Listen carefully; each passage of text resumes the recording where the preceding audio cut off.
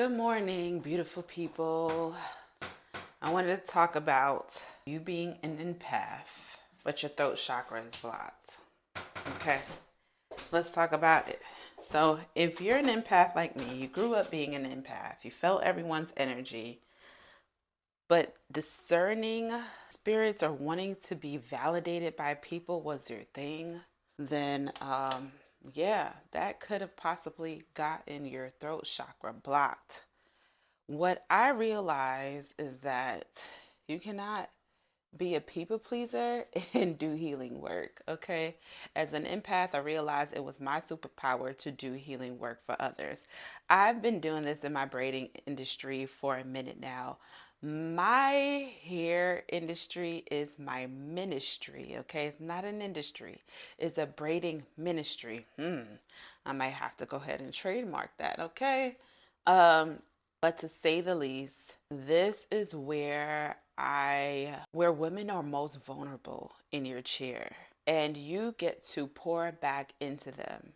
Now you could be pouring back negativity, or if you're a people pleaser, trying to be relatable in a way that doesn't empower them, because it's okay to be relatable if you're telling them a story to empower them. Okay. And so I've always been that one to do that. Empath doing this kind of work, a lot of people can be pouring things onto you, right? Like that negativity. Some people don't want to be helped, they want to stay in that.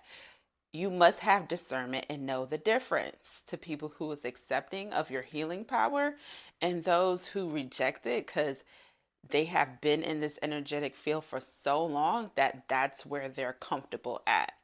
And if they're not ready to do the work, they're not going to receive what you're saying. So it's better that you protect your energy from that and don't let them pour that negativity onto you. Okay, point one or two. I made a few points here. Okay, so if you find yourself drained after dealing with a client, you know that the next time you put on some music that you can listen to, put in your earbuds, put in an audible book so that you lessen or omit a conversation with them altogether unless it's pertaining to their hair. These are the people you want to be very professional with because you don't want them draining your energy with their negativity. Okay, that's point three. Okay. Four, if you're doing healing work and the person is receptive, make sure that you are not projecting your own stuff on them. It may happen at times, but just be really aware of that. Is this really helping them or pertaining to their situation? Are you uplifting them? Is this what you're downloading to give them to receive? Is it from source or is it from your own stuff? And it could be a mixture of two, but as long as it is empowering and uplifting them in a way that they receive it, then you know that you're on the right track. Okay. A lot of you guys are wondering, you may be in this space and you're wondering, man, there's so many women that are hurt. And because you came from the same thing, you understand it and you are feeling called to heal and to help. Well, I tell you what, if you're doing this already, then you're already doing the healing work. Okay? It doesn't have to be, you're looking for something more. When this is the stepping stool, you already have your clients for this. Now you can make it very specific if you like. Do you just want to get your hair done? Or do you want the healing work? Do you want people to actually seek you out for that? Um, then you can do that in your booking. And I'm getting ready to kind of do that as well. I'm moving around because my cat like me and up under me. And I don't like, it throws me off. I don't know why. Who else is like that? I don't like to be rubbed up on. But anyways, just make sure that you ground yourself, right? And if your throat chakra is blocked, work on that. Work on the inner child healing. That is so important. I have been blessed to do that this year. A client of mine told me my throat chakra is blocked, and I kept seeing the colors blue, not knowing that the colors blue is the throat chakra. I've learned so much in this space, spiritual space of being healing. It's like it opened me up to receive God more and his resources and tools. Even though I grew up in a Christian environment, going to church almost all my life, I realized that there is space for spirituality. I mean, Christianity starts with spirituality. And so, with that being said, I realized how important it was for me to access that part of myself without thinking that something was wrong with it. I mean, come on now. The Bible talks about the three wise men, okay? That was astrology. They found Jesus because of the stars and because of intuition, right? We all have intuition. Sometimes our tuition falls off when we start to listen to men instead of listening to God, or all the chitter chatter in your head. If you find yourself with a lot of chitter chatter in your head, facing doubt, meditate, clear your mind.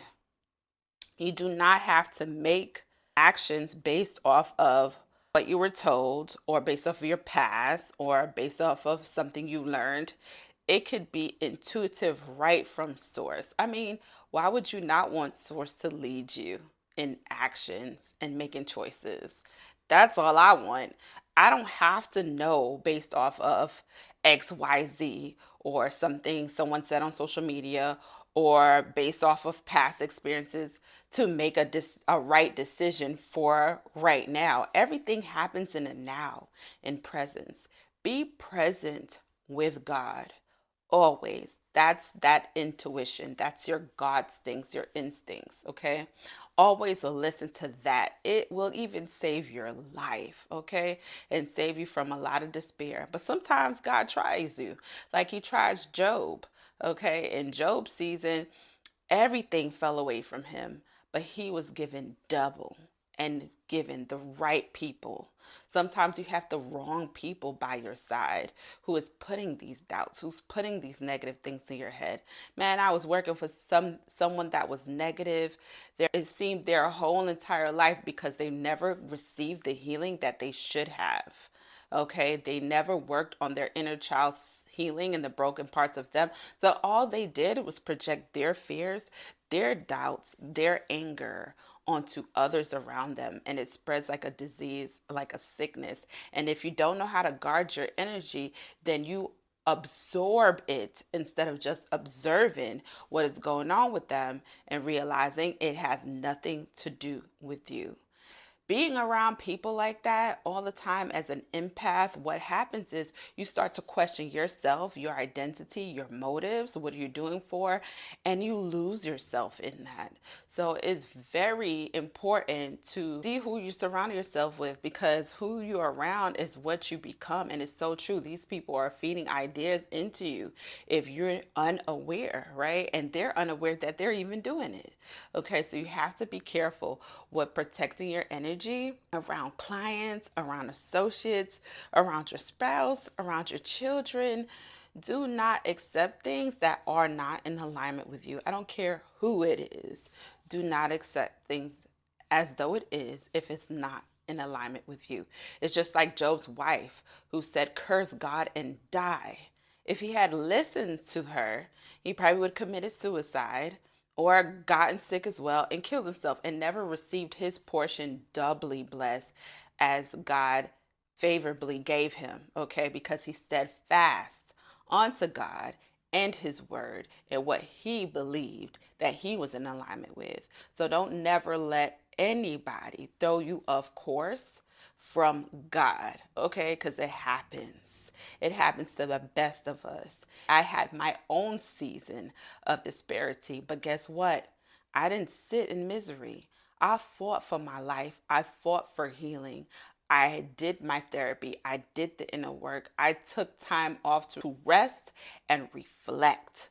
Okay.